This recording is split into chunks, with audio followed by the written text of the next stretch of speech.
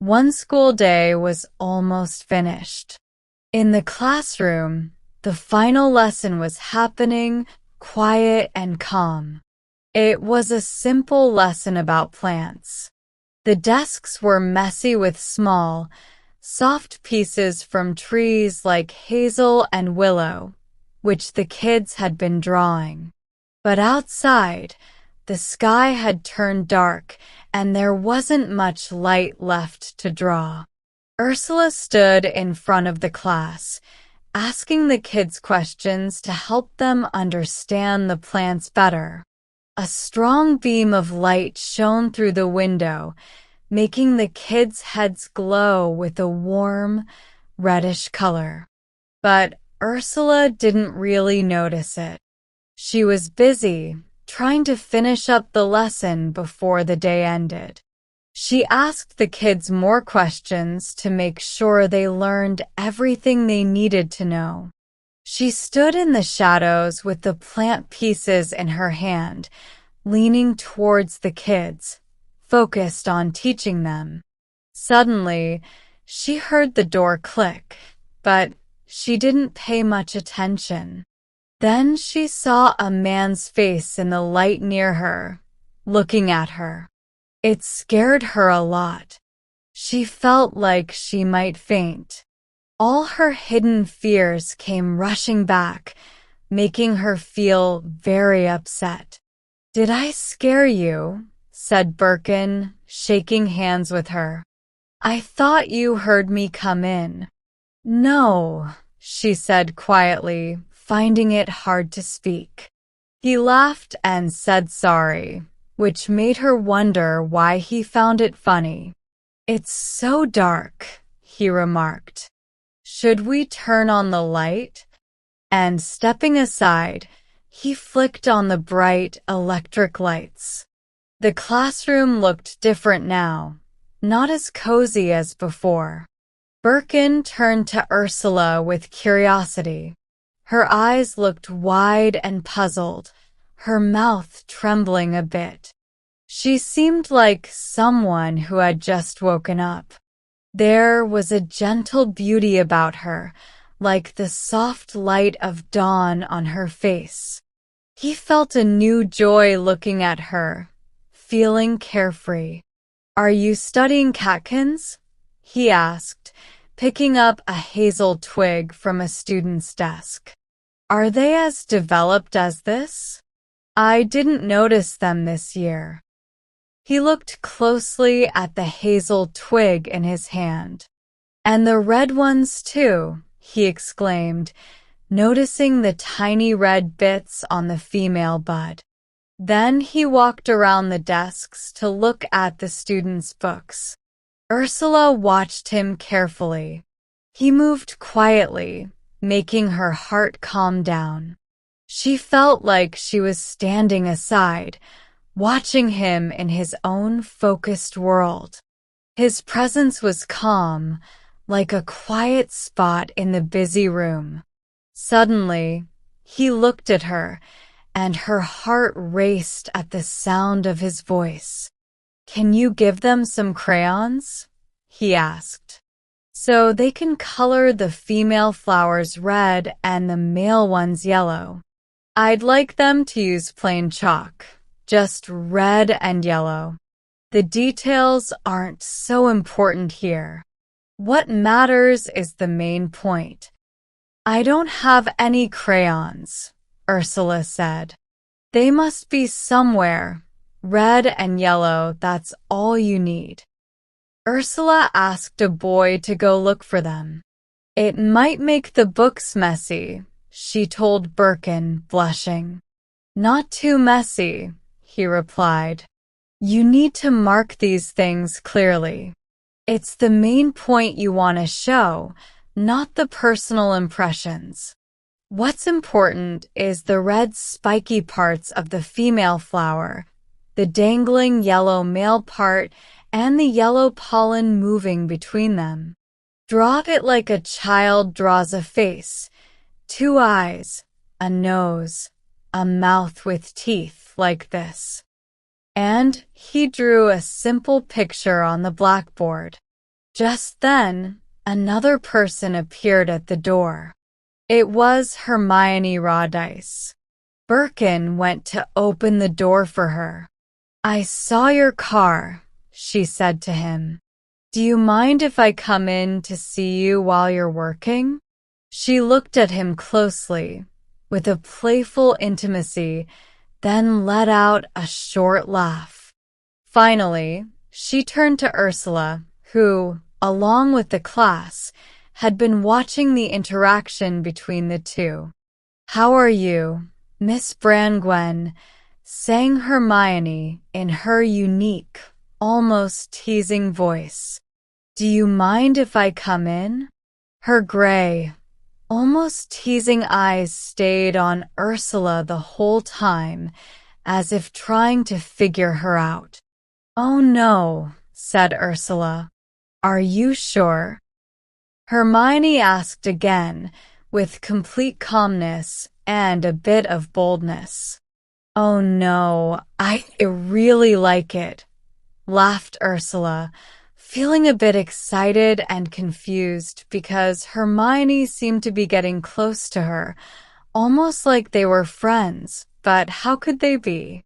That was the response Hermione was looking for. She turned to Birkin, satisfied. "What are you teaching?" she asked, casually curious. "About catkins," he answered. "Really?" she said. "And what's interesting about them?" She spoke in a mocking, playful way, as if making fun of the whole thing. She picked up a twig with catkins, intrigued by Birkin's focus on it. She looked odd in the classroom, wearing a big, old cloak made of greenish cloth with a dull gold pattern. The collar and inside of the cloak were lined with dark fur. Underneath, she wore a fine lavender-colored dress with fur trim, and her hat was snug, made of fur and the same dull green and gold fabric. She was tall and strange, like she stepped out of a strange painting. "Do you know the little red flowers that produce nuts?" he asked her, getting closer and pointing them out on the twig she held. "No," she replied. "What are they?" "Those are the flowers that make seeds, and the long catkins only make pollen to fertilize them." "Oh, really?" Hermione said, looking closely. "Those little red bits turn into nuts if they get pollen from the long ones," he explained. "Little red flames, little red flames," Hermione whispered to herself. She stared at the small buds from which the red stigma flickered for a while. "Aren't they beautiful?" "I think they're so pretty," she said, getting closer to Birkin and pointing to the red filaments with her long, white finger. "Did you never notice them before?" he asked. "No, never," she replied. "And now you'll always see them," he said. "Now I'll always see them," she repeated. "Thank you for showing me. I think they're so beautiful, little red flames." Her focus was strange, almost dreamy. Both Birkin and Ursula were captivated. The little red flowers seemed to have some strange, almost mystical attraction for her. The lesson ended, the books were packed away, and finally, the class was dismissed. Yet, Hermione still sat at the table, chin in hand, elbow on the table, her long white face propped up, not paying attention to anything. Birkin had gone to the window, looking out from the brightly lit room to the gray, colorless outside where rain was falling silently. Ursula tidied her things in the cupboard. Eventually, Hermione stood up and approached her. Your sister's back home? She asked. Yes, replied Ursula. And does she like being back in Beldover? No, said Ursula. I'm surprised she can bear it. It takes all my strength to endure the ugliness of this area when I'm here. Won't you come and visit me? Won't you and your sister come stay at Brettleby for a few days? Please do.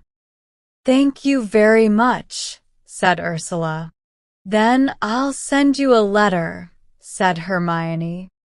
Do you think your sister will come? I'd be so happy. I think she's amazing.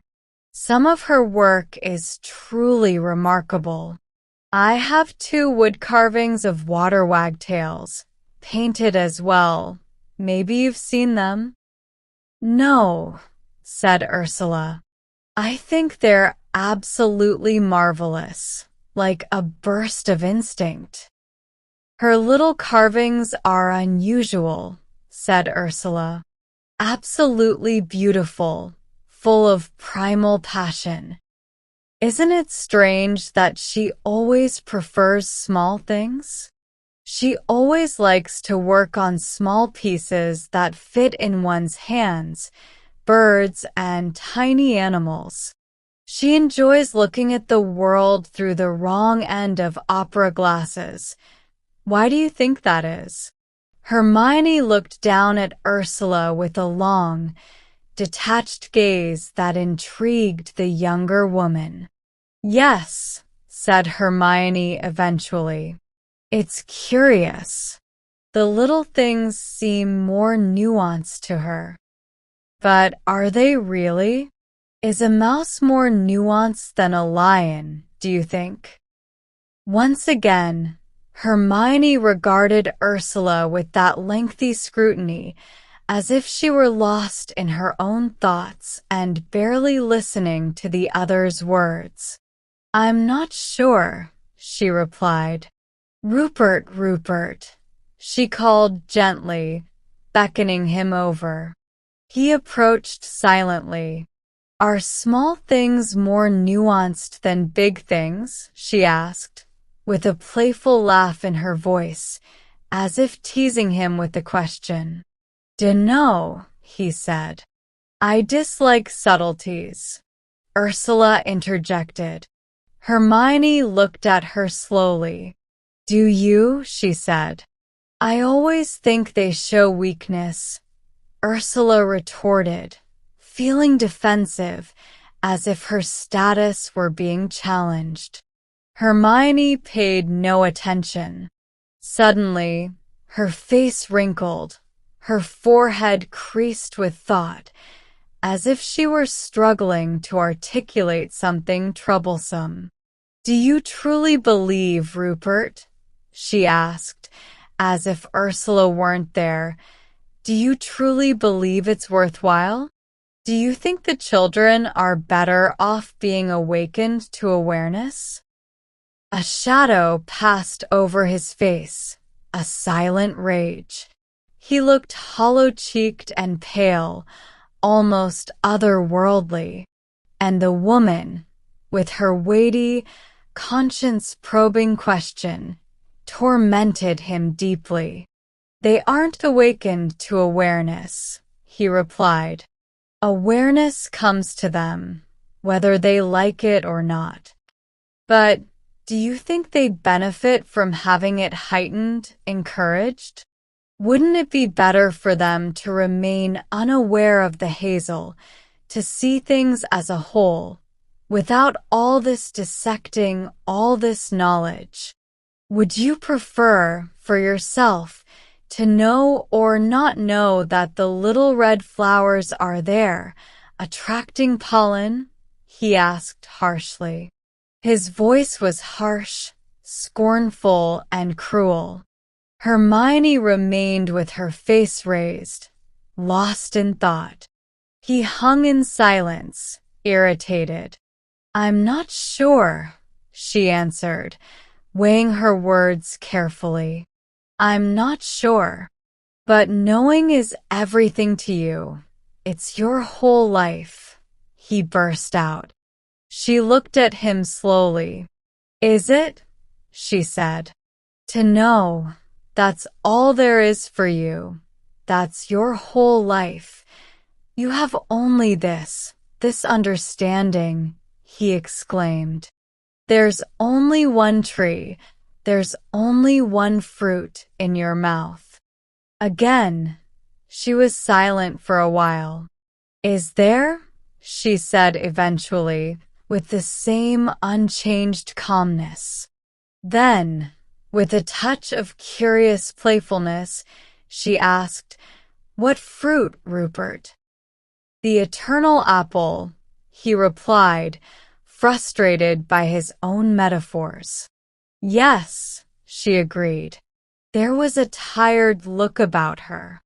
They sat in silence for a few moments.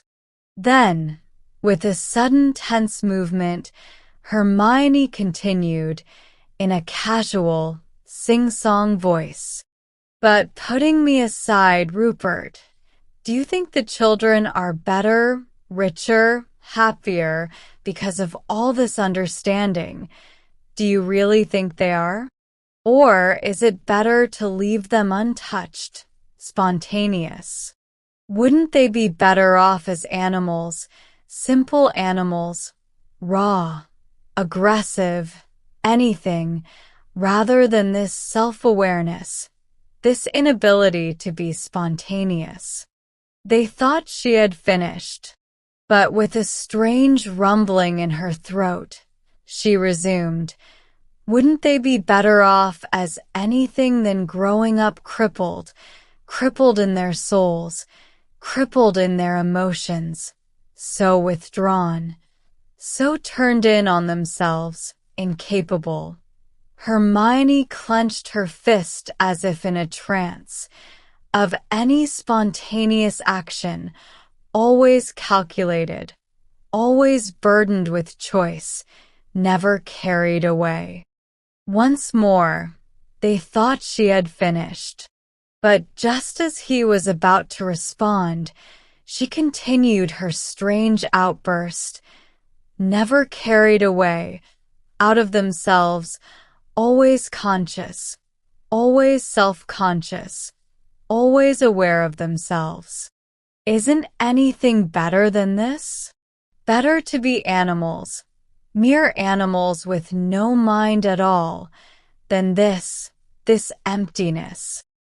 But do you think it's knowledge that makes us lifeless and self-conscious? He asked, annoyed. She opened her eyes and gazed at him slowly. Yes, she said. She paused, still looking at him, her eyes distant. Then she wiped her fingers across her forehead with a vague tiredness. It irritated him deeply. It's the mind, she said, and that's death. She slowly lifted her eyes to him. Isn't the mind, she said, her body tensing, isn't it our death? Doesn't it destroy all our spontaneity, all our instincts? Aren't the young people growing up today really dead before they have a chance to live? Not because they have too much mind, but too little, he said harshly.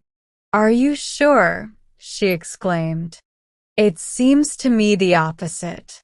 They are overly conscious, burdened to the point of death with awareness, trapped within a limited, false set of ideas, he argued. But she paid no attention to this, continuing her own passionate questioning. When we have knowledge, don't we lose everything but knowledge? She asked sadly. If I know about the flower, don't I lose the flower and have only the knowledge? Aren't we trading substance for shadow, forfeiting life for this dead quality of knowledge? And what does it mean to me, after all? What does all this knowing mean to me? It means nothing. You're just playing with words, he said. Knowledge means everything to you. Even your animalism. You want it in your head. You don't want to be an animal. You want to analyze your own animal functions to derive mental pleasure from them. It's all purely secondary and more decadent than the most rigid intellectualism. What is it but the worst and final form of intellectualism, this desire of yours for passion and animal instincts? Passion and instincts. You want them strongly enough, but filtered through your mind, in your consciousness. It all happens in your head, under that skull of yours. Yet you refuse to acknowledge what truly exists. You prefer the falsehood that matches the rest of your beliefs. Hermione hardened herself, poisoned by this verbal assault. Ursula stood, feeling a mix of wonder and shame. It frightened her to witness their intense mutual dislike. "It's all that Lady of Shalott nonsense," he said, his voice firm and distant. He seemed to be accusing her before an unseen audience. "You have that mirror, your own unyielding will, your immortal intellect, your tightly controlled world, and there is nothing beyond it. In that mirror, you must possess everything. But now that you've reached your conclusions, you want to regress and live like a primitive without knowledge. You desire a life of pure sensation and passion." He emphasized the last word mockingly against her. She sat, consumed by fury and violation, speechless, like a prophetess of the Greek oracle in distress. "But your passion is a falsehood," he continued vehemently. "It's not passion at all, it's your will. It's your domineering will. You want to grasp things and hold them under your control. You desire power over things. And why? Because you lack a real body, any deep sensual connection to life. You have no sensuality. You only possess your will, your self-important consciousness, and your desire for dominance, for knowledge." He looked at her with a mixture of hatred and contempt, also feeling pained because she suffered, and ashamed because he knew he was causing her pain. He had an urge to kneel and beg for forgiveness, but a fiercer, angrier emotion burned within him. He became unaware of her presence, only a passionate voice speaking out. "Spontaneous," he exclaimed. "You and spontaneity. You, the most calculated being that ever existed. You would be deliberately spontaneous, that's you. Because you want to control everything with your own will, your intentional voluntary consciousness. You want it all confined within that repulsive little skull of yours, which ought to be cracked open like a nut. You'll remain the same until it is cracked, like an insect trapped in its shell. If someone cracked your skull, perhaps they might unleash a spontaneous, passionate woman from you, with genuine sensuality. As it is, what you crave is voyeurism, watching yourself in mirrors, observing your naked animal actions in mirrors, so that you can experience it all in your consciousness, make it all mental." There was a feeling of violation in the air, as if too much had been revealed, the unforgivable. Yet Ursula was now focused only on resolving her own dilemmas. in light of his words. She looked pale and distant. "But do you truly desire sensuality?" she asked, perplexed. Birkin gazed at her, becoming absorbed in his explanation. "Yes," he said, "that and nothing else at this moment. It is a realization, the profound dark understanding that you can't grasp in your head, the deep involuntary essence. It is a loss of self, but it is the emergence of another." "But how? How can you possess knowledge not in your head?" she inquired, struggling to comprehend his words. "In the blood," he replied.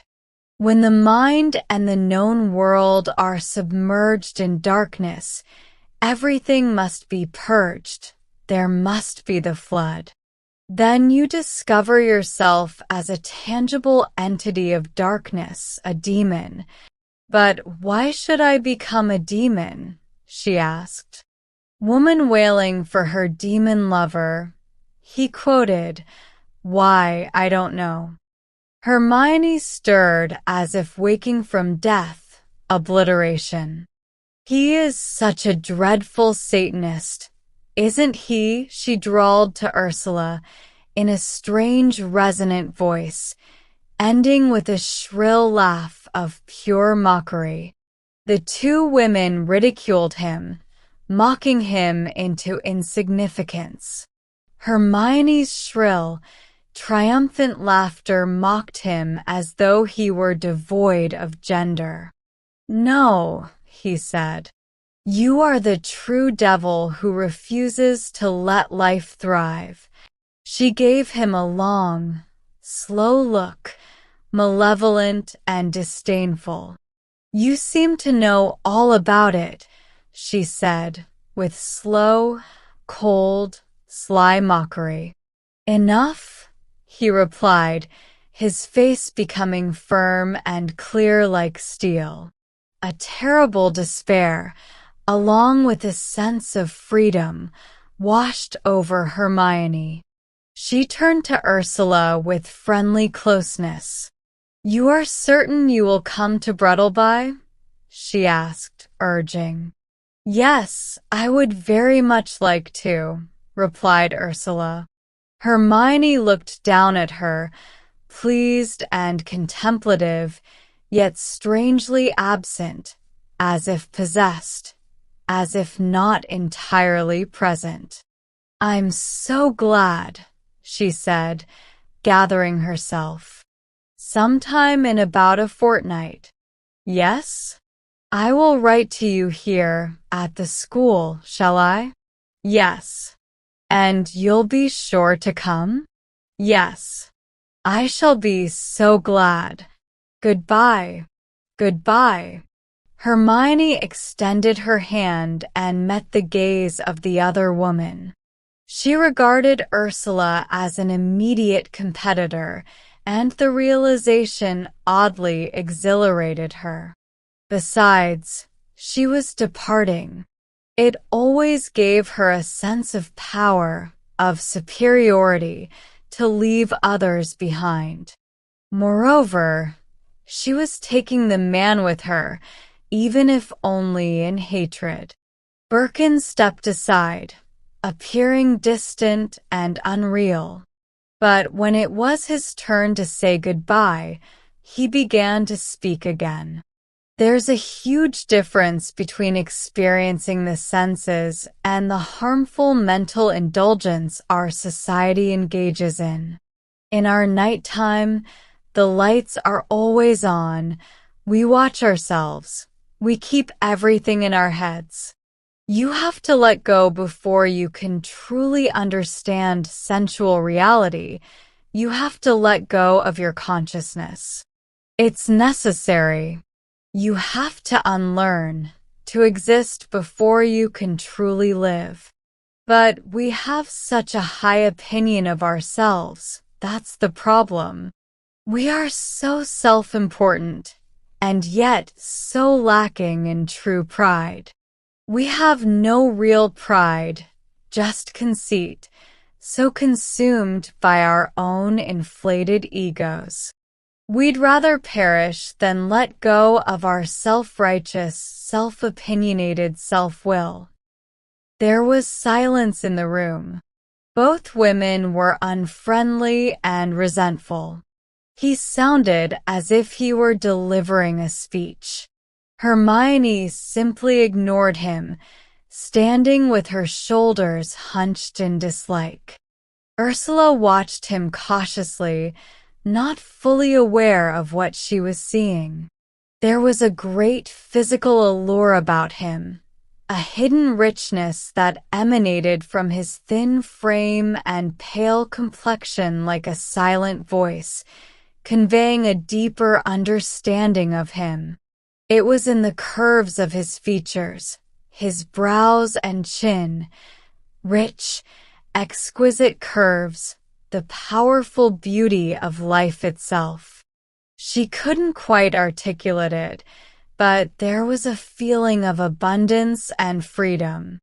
"But aren't we sensual enough without trying to be?" she asked, turning to him with a playful glint in her eyes, as if challenging him.